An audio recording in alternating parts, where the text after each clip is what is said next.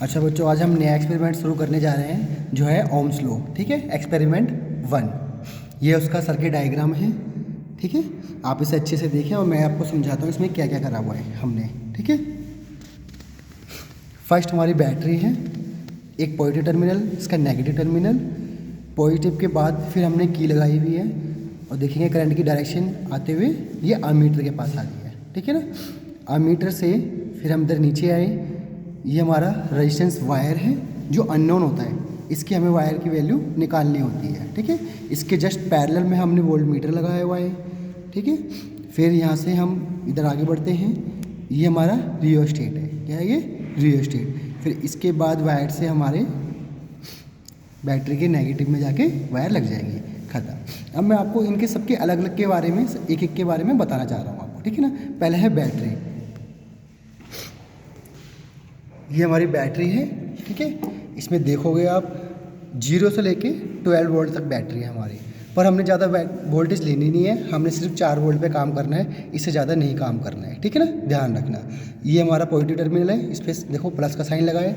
ये negative terminal है, इस पर नेगेटिव टर्मिनल साइन लगा है। तो ये हमारी बैटरी एलिमिनेटर। बैटरी एलिमिनेटर इसका नाम इसलिए पड़ा है क्योंकि जो बैटरी होती है ना सिंगल सिंगल, वो क्या कंज्यूम हो रही थी, तो उसने बैटरी सेल को हटा के इसका यूज़ किया, इसलिए इसका नाम रखा गया बैटरी एलिमिनेटर। इसने बैटरी को एलिमिनेट कर दिया, इसे जितना मर्जी चाहे आप इसका यूज़ कर सकते हैं। बाकी आप मार्केट से सेल लेके आओगे, यूज़ करोगे, कंज्यूम हो जाएगा, ख़त्म हो जाएगा, तो उसको इसने रिप्लेस कर दिया, उसकी जगह पे ये आ गया, इसलिए इसका नाम रख दिया बैटरी एलिमिनेटर।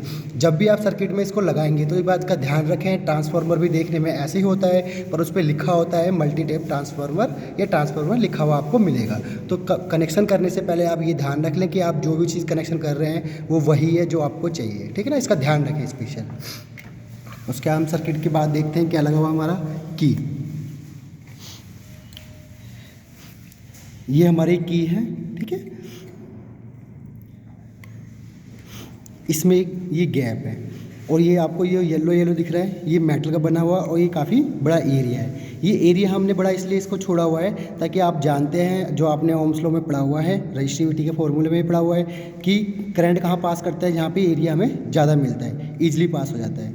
तो इस एयर गैप को क्लोज करने के लिए हमने ये की का यूज़ किया है। इसे जैसे डालेंगे ये शॉर्ट हो जाएगा। ठीक है, तो हमने बैटरी के पॉजिटिव टर्मिनल से फिर हमने क्या करना है, इस की में वायर में लगाना है, जैसे कि हमने यहाँ पे आपको लगा के दिखाया हुआ है। देखिए ये पॉजिटिव वायर है। ठीक है, ये कहाँ जा रही है, की के एक एंड पे। ठीक है, इतना हो गया। फिर उसके बाद हम आगे आते हैं, फिर की के बाद हम देखेंगे हमने कहाँ गए हैं, अमीटर के पॉजिटिव में। अब अमीटर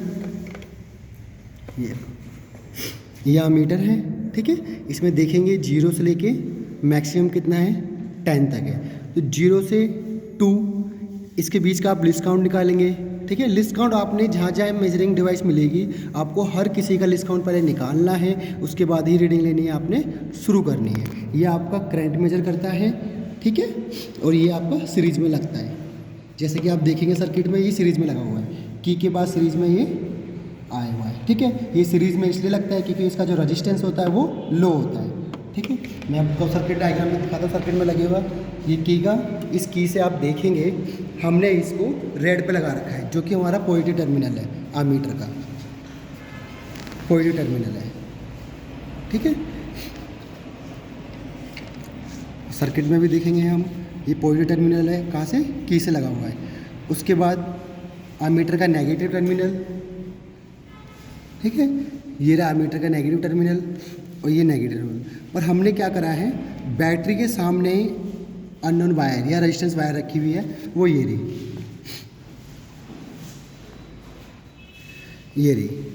ठीक है, हमने क्या करा है, एक नाइक्रोम वायर ली, एक एंड से दूसरे एंड तक हमने इसको लपेट दिया। इसको मैंने 60 सेंटीमीटर तक वायर ली है। ठीक है, कितनी, 60 सेंटीमीटर तक इसकी वायर ली है। इसके 2 एंड हैं जो मैंने पैरेलली कनेक्ट किया है, किससे, वोल्ट मीटर से।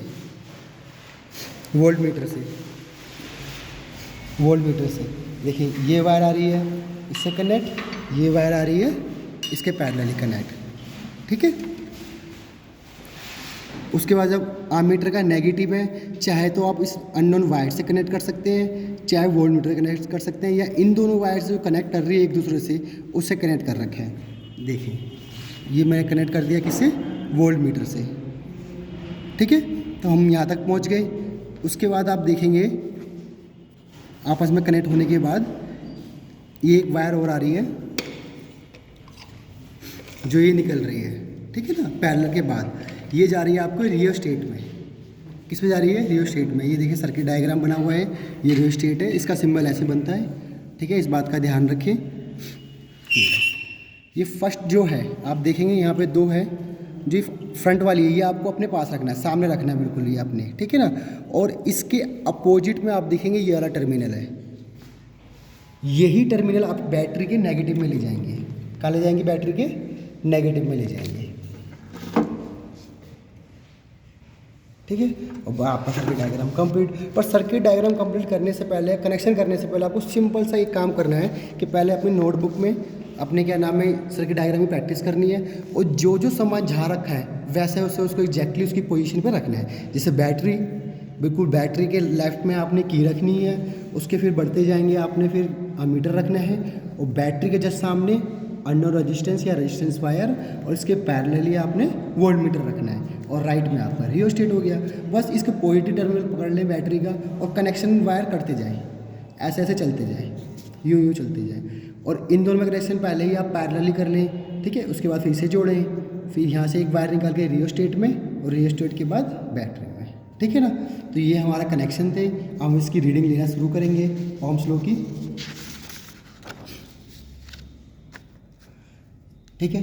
अब रीडिंग लेने से पहले हम क्या करेंगे, इसका लिस्ट काउंट निकालेंगे। सबसे पहले जैसे कि मैंने आपको समझाया कि सबका लिस्ट काउंट निकालना है। देखिए 0 से 2 है, 0 से 2 के बीच में कितने डिवीजन है, 10। अगर 2 को 10 से डिवाइड करेंगे तो कितना आएगा हमारा 0.2। तो ये मेरा लिस्ट काउंट ऑफ अमीटर कितना आया है, 0.2 एम्पियर, ठीक है। ऐसे ही ये मेरा वोल्ट मीटर है, वोल्ट मीटर भी 0 से 2 तक है, इसके बीच में 10 डिवीजन है। 2 को 10 से डिवाइड करेंगे तो इसका भी कितना आएगा 0.2। ये मेरा वोल्टेज आ गई है, ठीक है ना। ये मेरी ऑब्जर्वेशन टेबल है। ऑब्जर्वेशन टेबल में आप देखेंगे जैसे सीरियल नंबर, उसका आमीटर, आमीटर में भी 2 टेबल बनेगी। एक नंबर कोइंसाइडिंग, मतलब कि जहाँ पे सुई आ रही है मेरी वो लिखेंगे, उसके बाद आई निकालेंगे, ठीक है। ऐसे ही वोल्ट मीटर, वोल्ट मीटर में जहाँ पे सुई कोइंसाइड कर रही है उसके बाद वी निकालेंगे। वी के बाद आपको आर निकालना है। क्या निकालना है, आर। मैं आपको दिखा रहा हूँ, ठीक है ना, कैसे निकालना हमने। पहले रीडिंग हम लेना शुरू कर रहे हैं। देखें अभी दोनों की सुई अगर आप देखोगे तो दोनों की सुई 0 0 पे दिखेगी आपको, ठीक है। इसका मतलब इन दो सर्किट के अंदर कोई भी करंट नहीं है। अब मैं इसको ऑन करने जा रहा हूँ। देखिए लाइट जल गई। अब इनकी आप निडल देखें, ये 0 पे है, ये 0 से आगे है, हल्का सा आगे है, आप देखेंगे। और मैंने बिल्कुल रियोस्टेट को कहाँ रखा है, बिल्कुल ही कम पे ले आया हूँ मैं, ठीक है ना। तो जो ये इसका एक डिवीज़न बड़ा है, वोल्ट मीटर का जो एक डिवीज़न बड़ा है वो बड़ा है इसके अंदर करंट आने से, सर्किट में करंट आने की वजह से इसकी नीडल शिफ्ट हो गई है। तो जहाँ पे भी आपकी नीडल आ रही है, जैसे कि 1 डिवीज़न पे आ रही है वोल्ट मीटर की, तो आपने यहीं से रीडिंग लेना शुरू करना है आगे, ठीक है ना। ऐसा नहीं कि आपने 0 मानना है, नहीं नहीं, 1 डिवीज़न है तो 1 डिवीज़न से ही आपका शुरू करना है और आपने रीडिंग लेनी है। मैं आपको रीडिंग लेके दिखाता हूँ, ठीक है ना। मैं रियोस्टेट को आगे बढ़ाऊँगा और आप मीटर की रीडिंग को 1 पे लेके जाने की कोशिश करूँगा।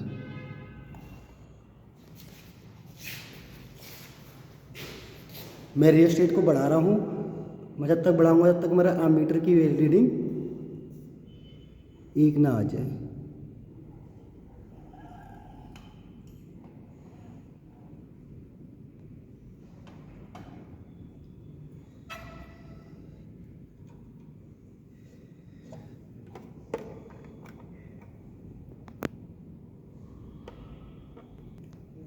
अच्छा बच्चों, कुछ नहीं, इसमें की थोड़ी लूज थी जिसकी वजह से हमारा हो नहीं रहा था। अब मैं आपको रियोस्टेट को आगे बढ़ाऊंगा और आप देखेंगे मीटर की वैल्यू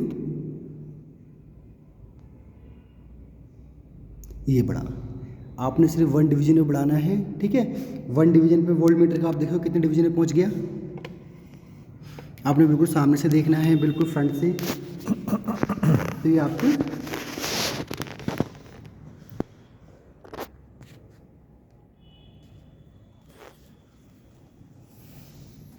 5th डिवीजन पे आ रही है, ठीक है।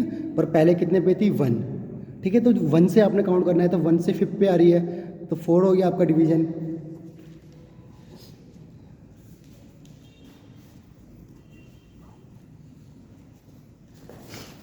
आर्मीटर की डिवीजन कितनी आ गई? 1। और वोल्ट मीटर डिवीजन कितनी हो गई? 4, क्योंकि हमने क्या करा है? 1 से काउंट करना शुरू किया है। देखिए 0 था, 0 के बाद हमारा 1, ठीक है। 1 2 3 4, ठीक है ना। और 5th।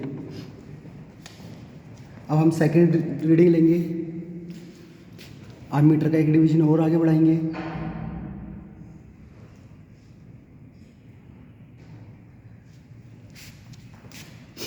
तो वोल्ट मीटर कितना हो गया? आर्मीटर की रीडिंग होगी 2, और इसकी हो गई, ये आ रहा है 7 पे, मतलब कि 6 हो गई। अब हम देखेंगे, हम दोनों के लिस्ट काउंट हमने निकाल लिए थे पहले से ही, ठीक है। तो आई इक्वल में कितना हो गया? 1 मल्टीप्लाई में 0.2 एम्पेयर, और वोल्ट मीटर में कितना हो गया? मल्टीप्लाई 0.2 मतलब कि 0.8 वोल्ट, ठीक है। तो आपने आर निकालना है। आर कैसे निकालोगे?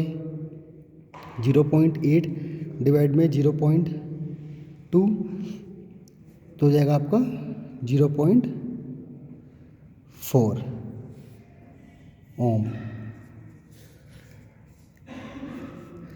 पॉइंट से पॉइंट कट जाएगा तो ये 4 ओम हो जाएगा, सॉरी आपको 4 ओम हो जाएगा, ठीक है। ऐसी सेकंड की रीडिंग लेते हैं हम। 2 मल्टीप्लाई में 0.2 0.4 एम्पियर, और इसकी वैल्यू लेते हैं 6 मल्टीप्लाई में 0.2 जो है 1.2 वोल्ट। 1.2 डिवाइड में 0.4, इससे ये कट जाएगा, ये आ गया आपका 3 ओम।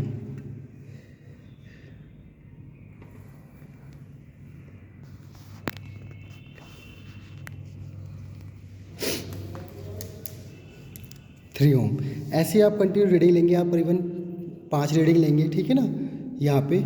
और आप फिर देखेंगे, ऐसा ग्राफ बनाना है आपने। यहाँ पे ये आई इधर रखना है, वी इधर रखना है। ग्राफ पे स्पेशल ध्यान रखना है कि बच्चों को ग्राफ भूल जाते हैं कि ग्राफ बनाना कैसे है। हमेशा जो वेरी करेगा ये वी, ये वोल्टेज रहेगा, और ये आपका आई रहेगा, ठीक है। जैसे ही आपकी 5 रीडिंग आ जाएगी, यहाँ से आपने मीन निकालना है। क्या निकालना है? इसका मीन निकालना है, ठीक है ना। जो आप मीन निकालोगे, ठीक है, जो मीन निकालोगे वही आपने यहाँ पे रखना है उस आर को। ये जो आर है वो निकालना है। फिर मैंने देखो फॉर्मूला चेंज कर दिया है, पाई आर स्क्वायर होता है, हमने पाई डी स्क्वायर कर दिया है, और यहाँ पे नीचे 4L है। और रजिस्टिविटी का आपको यूनिट जानते हैं आप, रजिस्टिविटी की होती है ओम मीटर, ठीक है। तो ओम्स लॉ में हमने जो फर्स्ट एक्सपेरिमेंट कर रहे हैं, जो हमारे सिलेबस में दे रखा है, उसमें आपको 1 2 या 2 या 3 वायर की आपको रजिस्टिविटी निकाल के दिखानी है, ठीक है। और जो हम वायर यूज़ कर रहे हैं उसका डायमीटर है 0.5 mm, जो आपको अननोन वायर हमने दिखाई थी, ठीक है। इस वायर का डायमीटर 0.5 mm है। तो आप इस वायर का डायमीटर याद रखें, ठीक है। उस टाइम पे आपको बार बार बताया ही नहीं जाएगा, ठीक है। mm से आप इसे मीटर में कन्वर्ट करेंगे, क्योंकि आपकी यूनिट किस में है? मीटर में। इसके थ्रू आपने इसकी रजिस्टिविटी निकालनी है। ओम्स लॉ में से भी इतना ही है। ऐसे मैंने जैसे आपको हर ग्राफ में समझाया है, पॉइंट आप कहीं भी आए, आपने जहाँ मैक्सिमम स्ट्रेट लाइन में जो आपके मैक्सिमम पॉइंट आ रहे हैं, सिर्फ आपको उसको लेना है, बाकी पॉइंटों को आपको छोड़ देना है, ठीक है ना। यही ओम्स लॉ में था, इतना आपने करना है, ठीक है।